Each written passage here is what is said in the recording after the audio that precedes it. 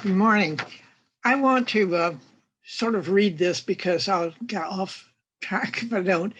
So, what I was thinking about is that a part of my spiritual practice, I belong to a small covenant of women who meet weekly to review and share our thoughts and our actions for the week. We use an outline so to guide our discussion, and so we stay on subject most of the time.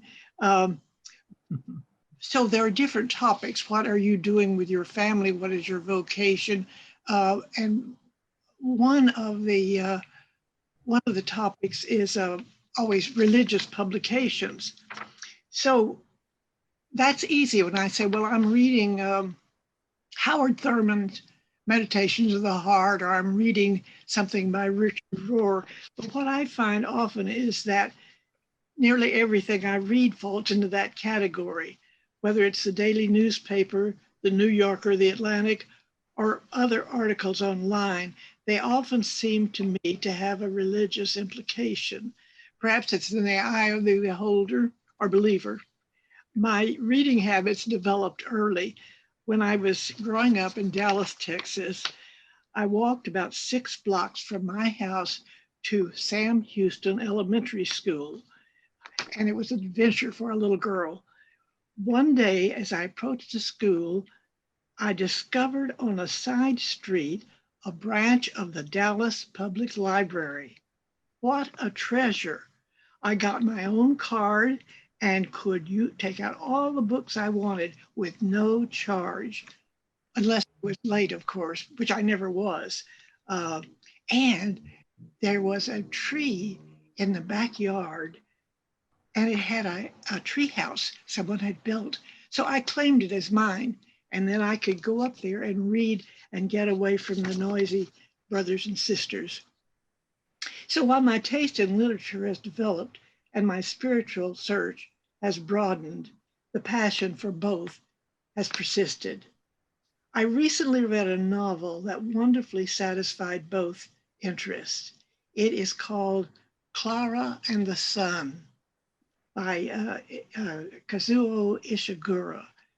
Two of his previous novels, Remains of the Day and Never Let Me Go, have won him the Nobel Prize for Literature and the Booker Prize. He's a gifted writer.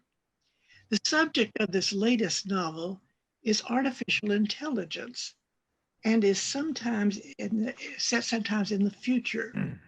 I'm not a sci-fi fan, but this book is different. Klara is called an artificial friend, and she was designed and manufactured to serve that purpose. She turns out to be very intelligent, very observant, and very loving.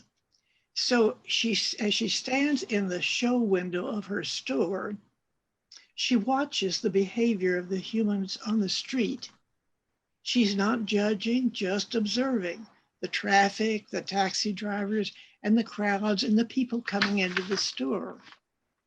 She's drawn to the sun, and she's reflected in the buildings that she watches to see how it works. Comes up every day, goes to bed every night.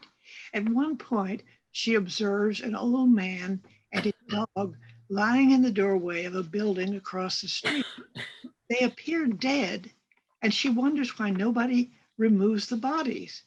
The next morning, as the sunlight washed over them, they are totally refreshed and they move on. Klara is bright enough, Klara is bought to be an AF to Josie, a young teenager, and she goes to live with her and her mother.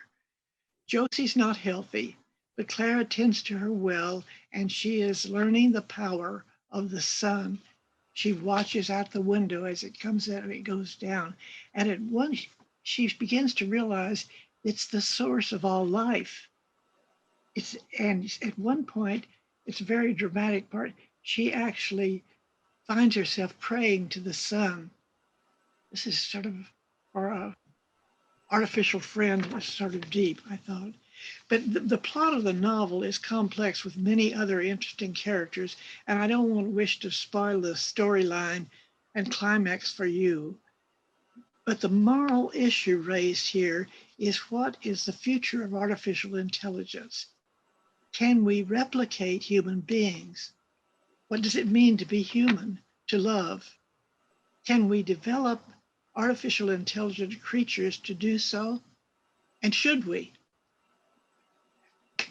After I finished the Klara and the Sun, I read an article in the New York Times by Linda Kinsler on artificial intelligence and spirituality. It was fascinating. But I think that discussion will have to be for another reflection. In the meantime, I plan to continue reading all the religious publications that I can. Thank you.